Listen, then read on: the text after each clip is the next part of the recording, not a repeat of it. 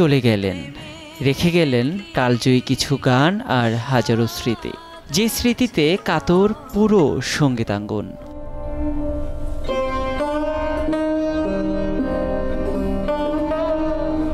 লালন কন্যার চিরবিদায়ে প্রকৃতিরও যেন মন খারাপ।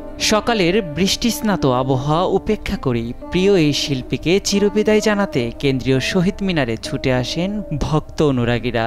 সর্বস্তরের মানুষের শ্রদ্ধায় বিদায় নিলেন এক গানের পাখি। আমাদের যে কত বড় ক্ষতি হলো এই মানুষটা না থাকাতে, সেটা আমরা এখন অনুধাবন করতে পারছি খুব বেশিভাবে। সঙ্গীতের যে নক্ষত্রকে হারিয়েছি, এই জায়গাটা কতদিনে পূরণ হবে বা আদৌ হবে কিনা, এই বিষয়টা আমার জানা নাই, আমি বলতে পারছি না। এই সব গুণী শিল্পীরা যুগে যুগে আসেন, শতাব্দীতে একজন আসেন, সুতরাং তাদের শূন্যতা হবে। মাকে হারিয়ে সন্তানদের কান্না যেন বাদ মানছে না।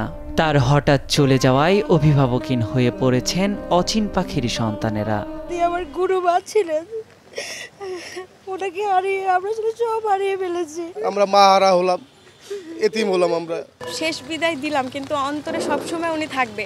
ওনার শেষ আসলে বলে কিছু নাই।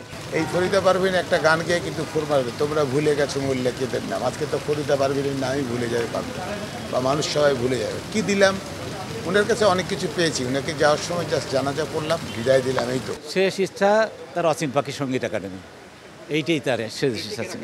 এটা টিকে রাখতে হবে আর কি। আপনারা সবাই দেশবাসী দোয়া করবেন তার জন্য। শ্রদ্ধা নিবেদন শেষে ঢাকা বিশ্ববিদ্যালয় কেন্দ্রীয় জামে মসজিদে জানাজা হয় লালন সম্রাজ্ঞীর। এরপর গ্রামের বাড়ি কুষ্টিয়ায় নিয়ে যাওয়া হয় মরদেহ। সেখানে জানাজা শেষে কুষ্টিয়া পৌর কবরস্থানে চিরনিদ্রায় শায়িত হন গানের পাখি ফরিদা পারভিন। নিয়াজ শুভ, সময় সংবাদ, ঢাকা।